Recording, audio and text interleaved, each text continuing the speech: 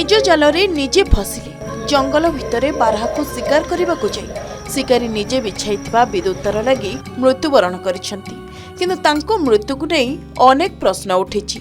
भोजी करुथले हेले एमिति कौन घटिला जे प्राण चलीगला। केन्द्रापड़ा जिला तंतियापाल सामुद्रिक थाना अधीनस्थ सुनीति पंचायत बबांग ढिय गाँवर निताई मंडल बयस 35 हेब।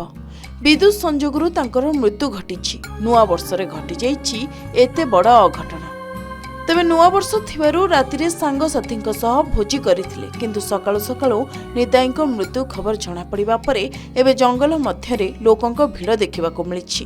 तेबे मृत निताईंक अंटारे विद्युत सरंजाम लागि रहिछि। निताईंक डाहण हाथ पापुली पोड़ी जाइथिबा बेले बारहा पई बिछा जाइथिबा खोला तार जंगल मध्यरे बिछा जाइथिबा देखिबाको मिलिछि। आमे सकाळु सुनिलु गोटे आम गाँर निताई मान्ना से डेड हो जाइए जंगल भितर। आम आसिकी देखिकी ये शुणाशुणी पाइलु जे से तांको नुआ वर्ष पई से काली तांको मालिक घरे फिस्टी करथिला। तापरे फिस्टी पुओ को सांगर भी नहीं कि तांको दुई पुओ को आसतला। तांको मालिकर पुओ तांको दुई पुओ को छाड़ देकी आईची।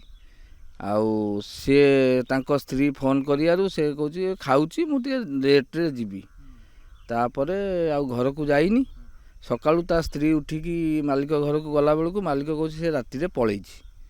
तापरे से तांको स्त्री खोजाखोजी कला परे जंगल भितर पड़ी।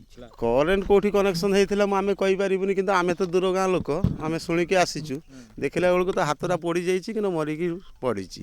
जंगल भितर करेन्ट कोठा आसिला सी माने कोठी कोन पाई देइथिबो आमे कोन से कथा जानि पारि से शिकार पाई न देले शिकार काई हबो। आज्ञा एई तो होची कथा शिकार ही कि ए तो मरी गला माने सरी गला ना आ कोन अछि आ। अच्छा बारा शिकार पई शिकारी शिकार हे एबे जा तार फार पडुची सेटा निहाती सेई हेइथिबो आमे गोटे संदेह करछु सेटा तारटा जाइछि अनुमान तार कोठी जणा पडुनी आमे खुद देखिनु जे खुंटीरु गला कि का घररु जाइछि सेटा आमे बुझी पारनु। तेबे विलंबित रातिरे भोजी करुथबा सांगसाथी एथिरे संपृक्त थिबा चर्चा जोर धरुछि। खबर पाई पुलिस पहुंची तदंत जारी रखिछि। निताईंक मृत्यु परे पूरा परिवार भांगी पड़िछंती। महाकालपड़ारू हेमंत स्वाईंक रिपोर्ट के न्यूज ओडिशा।